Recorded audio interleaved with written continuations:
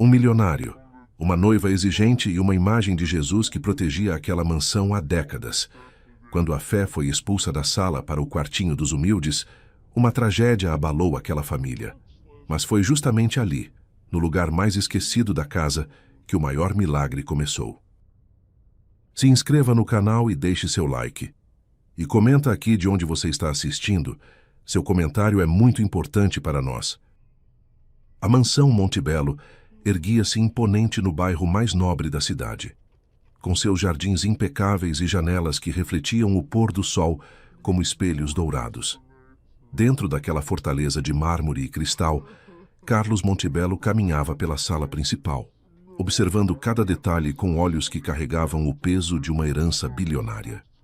Aos 32 anos, Carlos havia herdado o império da família há apenas 2 anos, quando Dona Lúcia, sua mãe, partira deixando não apenas fortunas, mas também um legado de valores que ele ainda lutava para compreender.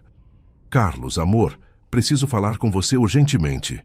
A voz de Fátima Guimarães ecoou pelo corredor, acompanhada pelo som de seus saltos caros batendo no piso de mármore. Fátima entrou na sala como uma rajada de perfume francês e determinação. Seus olhos castanhos brilhavam com a excitação de quem planejava algo grandioso. Nas mãos, carregava uma pasta repleta de revistas de decoração e amostras de tecido. "Meu amor, finalmente consegui agendar com a Beatrice Lavoisier, a decoradora mais requisitada do país." Fátima abriu a pasta sobre o sofá italiano. "Ela vai transformar esta mansão para o nosso casamento. Será o evento do ano." Carlos sorriu, mas algo em seu peito apertou quando viu os olhos da noiva percorrerem a sala com um olhar crítico, quase predatório. "Esta sala precisa de uma renovação completa." Fátima continuou, gesticulando dramaticamente. "Estes móveis são antiquados, e este quadro..." Ela apontou para a parede principal, onde uma imagem emoldurada de Jesus Cristo observava o ambiente com serenidade. "Definitivamente não combina com a estética moderna que eu imaginei." O coração de Carlos falhou uma batida. Aquela imagem havia sido o último pedido de sua mãe. "Esta imagem é o meu olhar sobre esta casa, meu filho. Enquanto ela estiver aqui, o amor e a proteção de Cristo estarão também. Prometa que nunca a tirará daqui." "Fátima, sobre aquela imagem..." Carlos começou, mas ela já estava imersa em seus planos. "Pensaremos em algo chique, minimalista. Talvez uma obra de arte abstrata.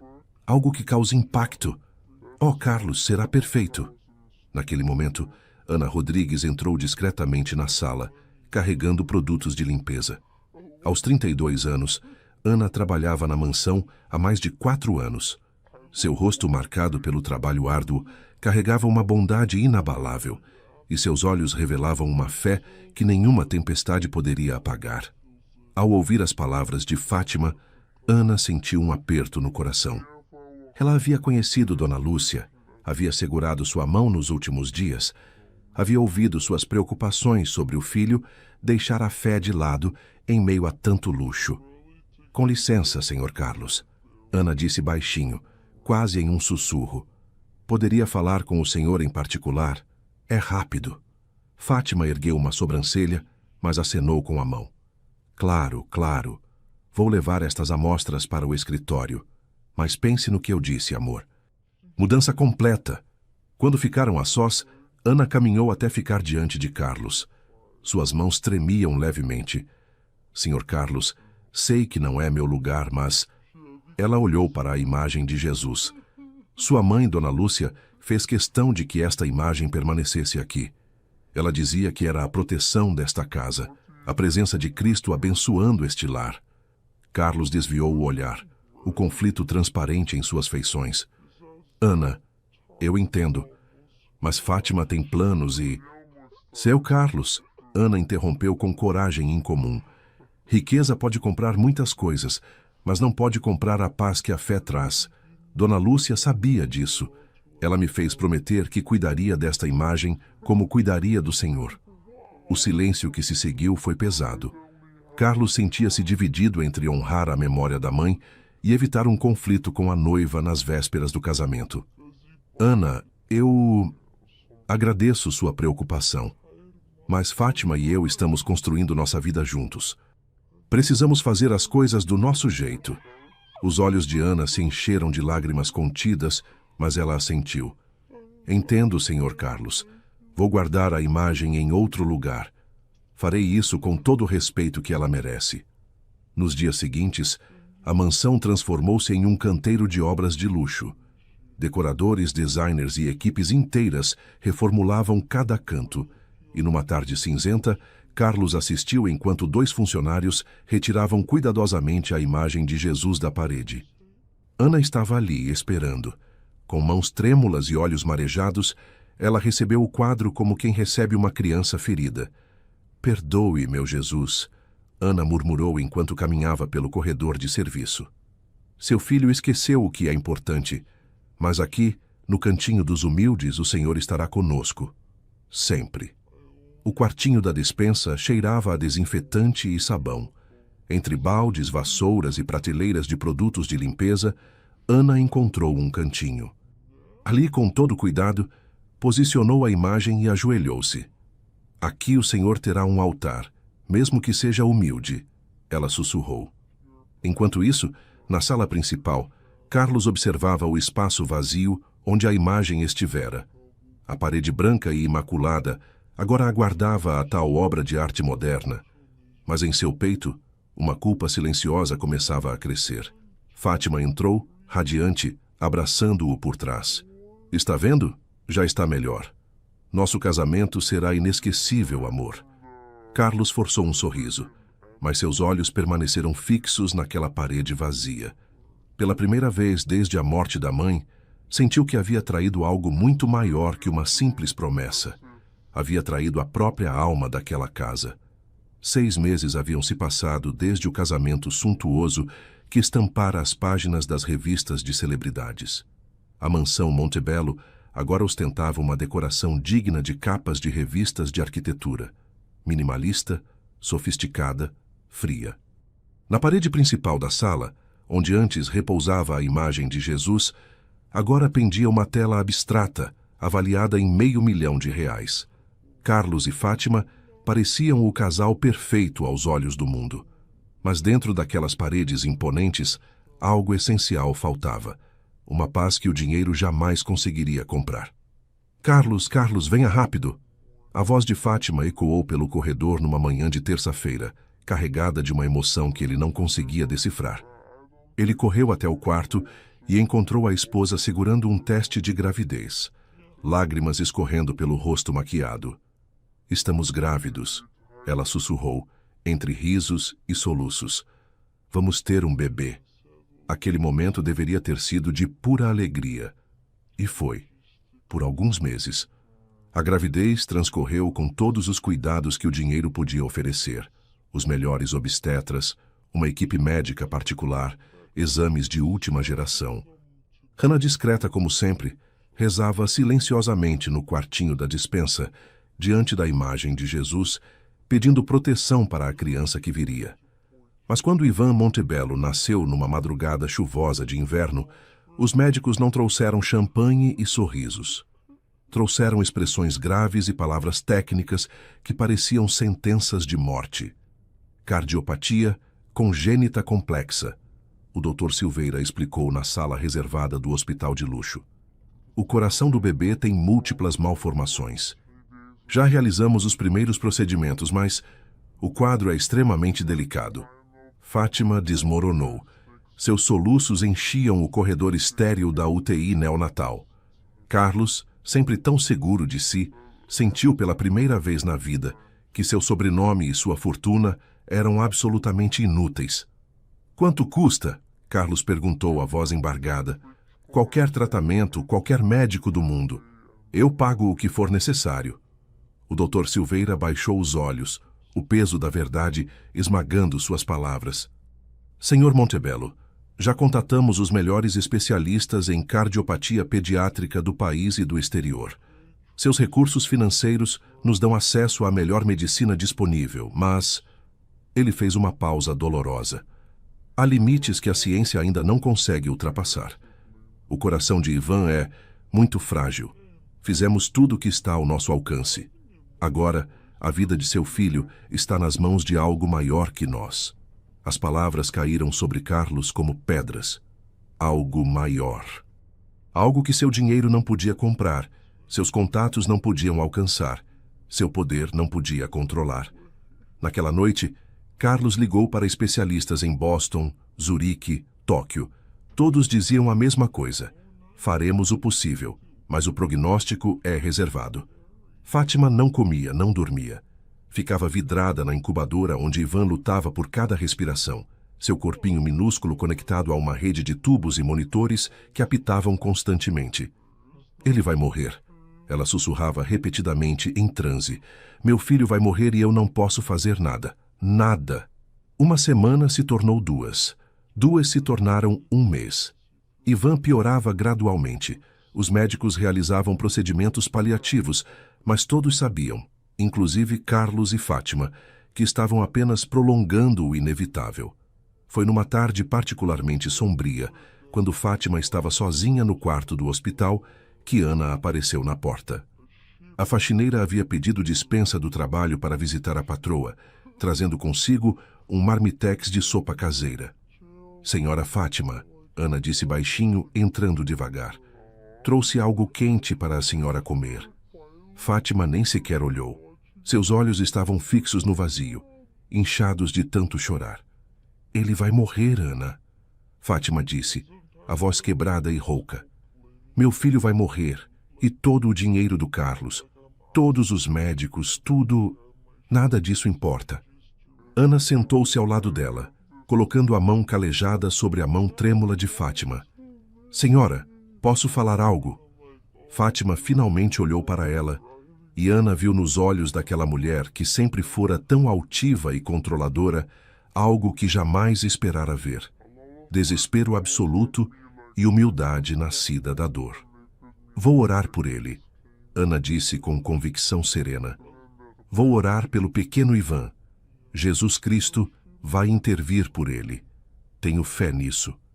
Algo se rompeu dentro de Fátima. As lágrimas voltaram, mas agora eram diferentes. Eram lágrimas de quem não tem mais orgulho para proteger. Ana, eu nunca acreditei em nada disso. Sempre achei que fé era para pessoas fracas, que precisavam de ilusões. Sua voz era um sussurro confessional. Mas agora eu estou implorando, se Deus existe, se Jesus pode ouvir, que Ele salve meu filho. Eu fui arrogante, fui vaidosa, tirei aquela imagem da sala porque achava que sabia mais. Mas eu não sei nada. Nada. Ana abraçou Fátima, e as duas choraram juntas. A patroa milionária e a faxineira humilde, unidas pela mesma dor, pela mesma esperança frágil. Vou rezar sem parar, Ana prometeu.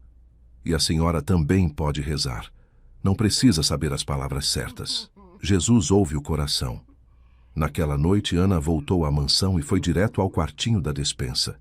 Ajoelhou-se diante da imagem de Jesus entre os baldes e produtos de limpeza e começou a orar como nunca havia orado antes. Senhor Jesus, eu sei que o Senhor tem poder sobre a vida e a morte. Eu sei que nada é impossível para o Senhor. Por favor, tem misericórdia deste bebê inocente. Tem misericórdia desta família que perdeu o caminho, mas agora clama por socorro. Mostre seu poder, Senhor. Mostre que o Senhor está aqui mesmo esquecido num cantinho. Eu confio no Senhor. Amém. No hospital, enquanto isso, Carlos segurava a mão minúscula de Ivan através da abertura da incubadora. O monitor cardíaco mostrava um ritmo irregular, fraco, agoniante. E pela primeira vez em anos, Carlos Montebello fechou os olhos e tentou lembrar como se rezava. Os dias se arrastavam no hospital como uma eternidade congelada. Ivan completara 1 mês de vida, mas os médicos já não escondiam o pessimismo em seus olhares. As enfermeiras falavam em sussurros e cada apito dos monitores fazia o coração de Carlos e Fátima saltarem em pânico. Doutor. Silveira convocou o casal para uma reunião na manhã de uma quinta-feira. Suas palavras foram diretas, piedosas, mas devastadoras. Senhor e senhora Montebello, precisamos ser realistas. Ivan está respondendo cada vez menos aos procedimentos. Seu coraçãozinho está cansado. Sugiro que aproveitem cada momento com ele. Lamento profundamente. Fátima saiu daquela sala cambaleando, amparada por Carlos, que também lutava para não desabar. Eles voltaram para a UTI neonatal e ficaram ali, observando o filho lutar por cada respiração, impotentes diante do mistério cruel da vida. Não é justo, Fátima chorava. Ele é tão pequeno, tão inocente. Por que Deus permitiria isso? Carlos não tinha respostas. Apenas segurou a mão da esposa e, pela primeira vez, admitiu em voz alta sua própria derrota. Eu construí um império, Fátima. Posso comprar países inteiros se quiser, mas não posso salvar meu próprio filho. Naquela mesma tarde, Ana chegou ao hospital trazendo flores simples do jardim da mansão e uma Bíblia gasta que pertencera à sua própria mãe. Encontrou o casal abraçado num canto da sala de espera, destruídos pela exaustão e pelo desespero. Vim trazer esperança, Ana disse, sua voz firme contrastando com a fragilidade do momento. E vim dizer que não estão sozinhos nesta luta. Ana, Carlos disse, a voz rouca. Os médicos disseram que não há mais nada a fazer. É questão de tempo. Ana sentou-se diante deles, abrindo a Bíblia em suas mãos calejadas. Senhor Carlos, senhora Fátima, posso ler algo para vocês? Eles assentiriam, céticos, mas desesperados demais para recusar qualquer migalha de consolo. Ana começou a ler com emoção contida. E Jesus lhes disse, por causa da vossa pouca fé. Em verdade vos digo que se tiverdes fé como um grão de mostarda, direis a este monte, passa daqui para acolá, e ele passará. Nada vos será impossível. Ela fechou o livro e olhou diretamente nos olhos de ambos. Vocês tiraram Jesus daquela sala. Tiraram ele da casa que Dona Lúcia confiou à proteção divina. Mas ele nunca saiu da casa, porque eu o mantive vivo no meu coração e nas minhas orações. E agora, quando vocês mais precisam dele, ele está aqui, porque Jesus não abandona ninguém, nem mesmo aqueles que o abandonaram. Fátima enterrou o rosto nas mãos, soluçando. Eu fui tão orgulhosa, Ana, tão tola. Achei que aquela imagem era só decoração velha. Eu não entendia. Ainda dá tempo de entender, Ana disse suavemente. A fé não é sobre imagens, é sobre o coração. Mas aquela imagem representava algo sagrado, a memória de Dona Lúcia, a proteção que ela queria deixar para esta família. Vocês rejeitaram isso, mas Deus é misericordioso. Carlos limpou as lágrimas do rosto, algo quebrando dentro dele. O que fazemos agora, Ana? Como pedimos perdão por algo assim? Rezem comigo. Ana estendeu as mãos. Rezem com o coração aberto. Entreguem Ivan nas mãos de Deus e confiem. Ali, naquela sala de espera fria e impessoal de hospital, 3 pessoas se ajoelharam. O milionário, a socialite e a faxineira. Unidos não pela classe social, mas pela fé desesperada em algo maior. Ana começou a orar em voz alta, e suas palavras eram simples, mas carregadas de uma convicção inabalável. Senhor Jesus Cristo, Rei do Universo, nós viemos humildemente diante do Senhor pedir um milagre. Sabemos que não merecemos, sabemos que falhamos, mas confiamos na sua infinita misericórdia. Salve a vida do pequeno Ivan. Mostre seu poder para que todos saibam que o Senhor é Deus. Toque no coração dele com suas mãos sagradas. Devolva a saúde a este menino inocente. Em nome de Jesus. Amém. Amém. Carlos e Fátima repetiram, as vozes embargadas. Ana não parou ali. Todos os dias, religiosamente, ela voltava ao hospital. E todas as noites, voltava à mansão e passava horas ajoelhada no quartinho da despensa, diante da imagem de Jesus, intercedendo pela vida de Ivan. Senhor, eu sei que o Senhor pode fazer o impossível. Eu vi o Senhor curar os cegos, ressuscitar os mortos. Sei que para o Senhor nada é impossível. Por favor, Senhor Jesus, cure este bebê. Mostre para esta família que o Senhor é real, que o Senhor é poderoso, que o Senhor nunca abandona seus filhos. Uma semana se passou. Os médicos continuavam céticos, mas algo inexplicável começou a acontecer. Numa manhã de sexta-feira, durante os exames de rotina, Dr. Silveira franziu a testa ao olhar os resultados. Isso não pode estar certo, ele murmurou, pedindo para repetirem os exames. Os novos resultados mostraram a mesma coisa. O coração de Ivan estava mais forte, imperceptivelmente, mas mensurável. Os níveis de oxigênio haviam melhorado. A frequência cardíaca estava mais estável. Não entendo, o médico admitiu ao casal. Ontem ele estava piorando. Hoje há uma melhora. Pequena, mas presente. Fátima e Carlos se abraçaram, mal ousando acreditar. Nos dias seguintes, a melhora continuou. Lenta, gradual, mas consistente. Os médicos, treinados na ciência e na razão, não conseguiam explicar. É como se o organismo dele tivesse decidido lutar, Dr. Silveira disse perplexo. Já vi muitos casos na minha carreira, mas isto é extraordinário. Ana sabia o que estava acontecendo, e quando Fátima a abraçou no corredor do hospital, chorando de alegria, ela apenas sussurrou: "É Jesus, minha senhora. É o poder de Jesus Cristo operando o impossível. Ele ouviu nossas orações." 2 semanas depois, Ivan saiu da UTI neonatal para o quarto semi-intensivo. 1 mês depois, estava respirando sem auxílio de aparelhos. E 2 meses após aquela oração desesperada na sala de espera, Dr. Silveira assinou a alta médica com lágrimas nos olhos. "Isto é um milagre", ele disse a Carlos.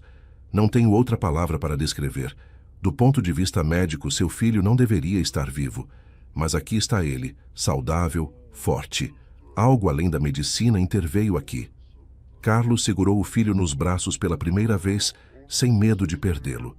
E ali, diante de sua esposa e de Ana, ele sussurrou: "Obrigado, Jesus. Obrigado por não desistir de nós, mesmo quando nós desistimos do Senhor." O dia em que Ivan finalmente voltou para casa foi marcado por um silêncio reverente que pairava sobre a mansão Montebello.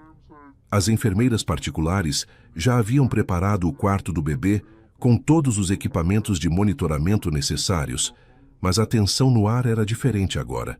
Não era mais o medo paralisante da perda iminente, mas sim uma gratidão profunda e transformadora. Carlos carregava o filho nos braços, como quem carrega o tesouro mais precioso do mundo. Fátima caminhava ao seu lado, seus olhos finalmente descansados, após meses de insônia e lágrimas. Ana os acompanhava alguns passos atrás, discreta como sempre, mas com um sorriso sereno que iluminava seu rosto cansado. Quando atravessaram a porta principal da mansão, Carlos parou abruptamente na entrada da sala principal. Seus olhos fixaram-se na parede onde antes repousava a imagem de Jesus, agora ocupada pela tal obra de arte abstrata avaliada em R$500 mil. Aquela tela cara, moderna e sofisticada, de repente lhe pareceu vazia, sem alma, sem significado. "Fátima", Carlos disse baixinho, ainda segurando Ivan. "Precisamos conversar."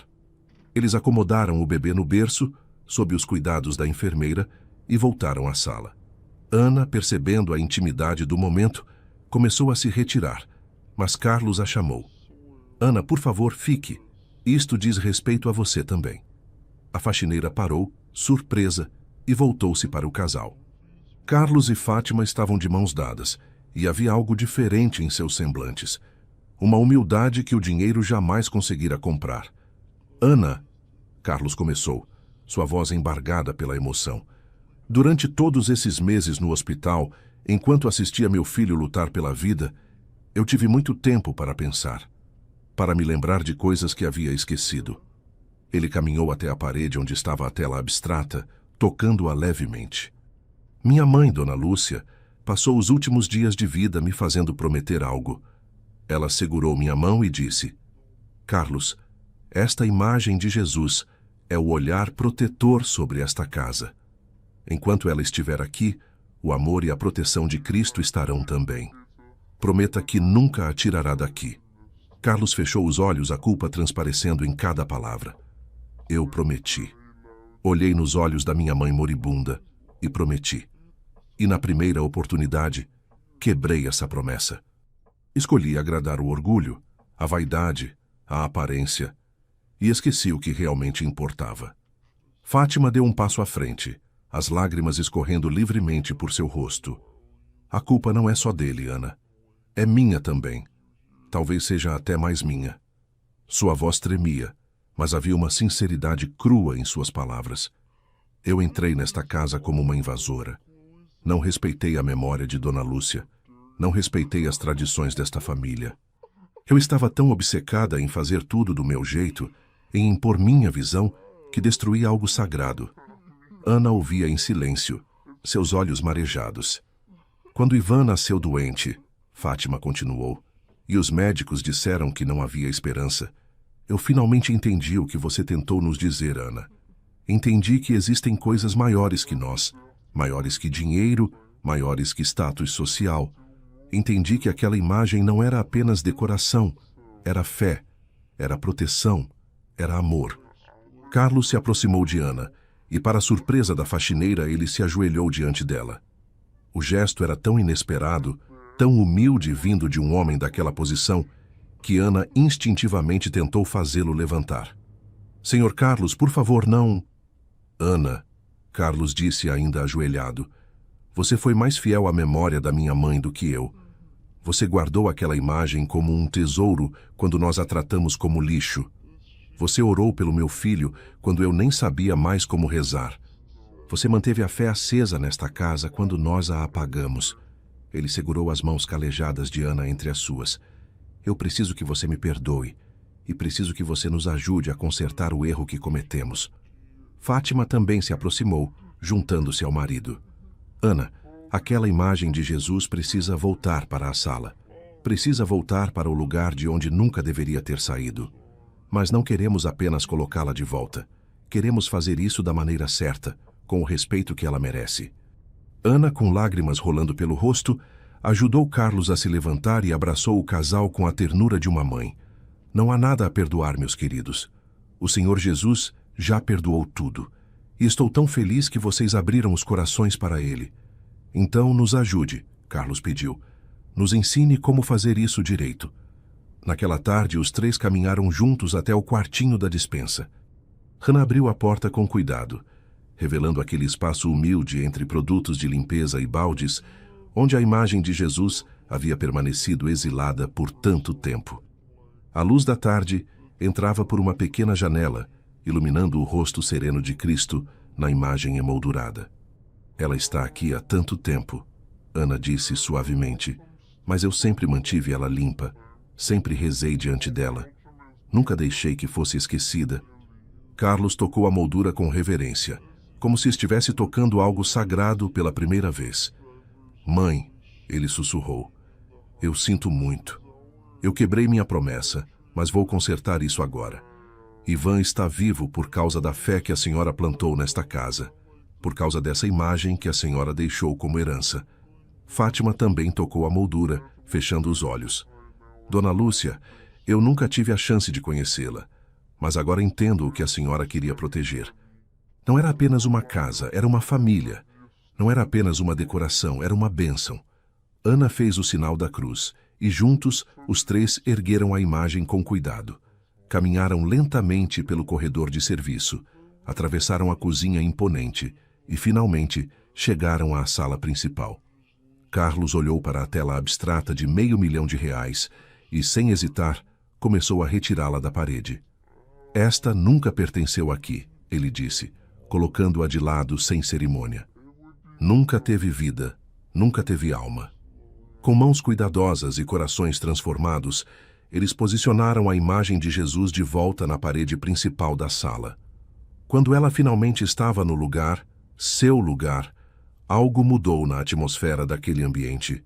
A luz parecia mais quente, o ar parecia mais leve. A sala, antes fria e impessoal, apesar de todo o seu luxo, agora parecia um lar. Carlos, Fátima e Ana se ajoelharam diante da imagem, de mãos dadas. Senhor Jesus, Carlos orou com voz firme. Esta imagem voltou para casa, e nós também voltamos para o Senhor. Obrigado por salvar meu filho. Obrigado por não desistir de nós. Esta casa agora e sempre será sua. Do quarto ao lado, o choro suave de Ivan ecoou. Não um choro de dor, mas o choro saudável de um bebê vivo, forte, milagrosamente curado. E naquele momento, todos souberam. A mansão Montebello não era mais apenas uma fortaleza de mármore e riqueza. Era um santuário de fé, gratidão e amor redentor. 3 anos haviam se passado desde aquele dia transformador em que a imagem de Jesus retornou à sala principal da mansão Montebello. E naqueles 3 anos, tudo e nada havia mudado. A mansão continuava imponente, os jardins continuavam impecáveis, o mármore ainda brilhava sob a luz do sol. Mas algo essencial era diferente. Agora aquelas paredes respiravam vida, amor e fé genuína. Era uma manhã ensolarada de domingo, quando Ivan Montebello, agora um garotinho vibrante de 3 anos, corria descalço pela sala principal, rindo enquanto perseguia bolhas de sabão que Ana soprava para ele. Seu cabelo escuro estava despenteado, suas bochechas coradas de saúde. Um milagre vivo que desafiava todas as previsões médicas. Tia Ana, mais bolhas! Ivan gritava com a alegria contagiante das crianças que conhecem apenas amor e segurança. Ana sorria amplamente, soprando mais bolhas enquanto o menino saltitava tentando estourá-las. O título de tia havia surgido naturalmente. Ivan não conseguia pronunciar Dona Ana quando começou a falar, e o apelido carinhoso permanecera para a alegria e honra da faxineira que agora era muito mais que uma empregada. Era família. Devagar, meu amor, você vai cair. Fátima entrou na sala, trazendo uma bandeja com sucos naturais e frutas picadas. Ela estava diferente da mulher fria e obcecada por status de anos atrás. Seus cabelos estavam presos num rabo de cavalo simples, usava roupas confortáveis em vez de roupas de grife, e seu rosto irradiava uma paz que nenhum salão de beleza conseguiria proporcionar. Ivan correu para a mãe, abraçando suas pernas. Mamãe, olha quantas bolhas a tia Ana fez. Fátima se ajoelhou, beijando o topo da cabeça do filho, e seus olhos encontraram a imagem de Jesus na parede, como faziam todos os dias, múltiplas vezes, com gratidão inesgotável. Seu pai já está chegando da reunião.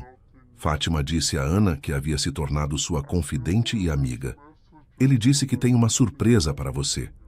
Ana ergueu as sobrancelhas curiosa, mas antes que pudesse perguntar, a porta da frente se abriu e Carlos entrou carregando uma caixa grande e um envelope. Papai! Ivan correu para os braços do pai, que o ergueu no ar com facilidade, cobrindo-o de beijos. Meu campeão, como está meu milagrinho hoje? Milagrinho era o apelido carinhoso que Carlos usava para o filho, uma lembrança constante de que aquele menino não deveria estar ali, mas estava, graças à misericórdia divina. Carlos colocou Ivan no chão e se virou para Ana, estendendo o envelope com um sorriso misterioso. Ana, há 3 anos você nos ensinou o que realmente importa na vida. Você manteve a fé viva quando nós a abandonamos. Você salvou esta família de um vazio que todo o dinheiro do mundo não conseguiria preencher.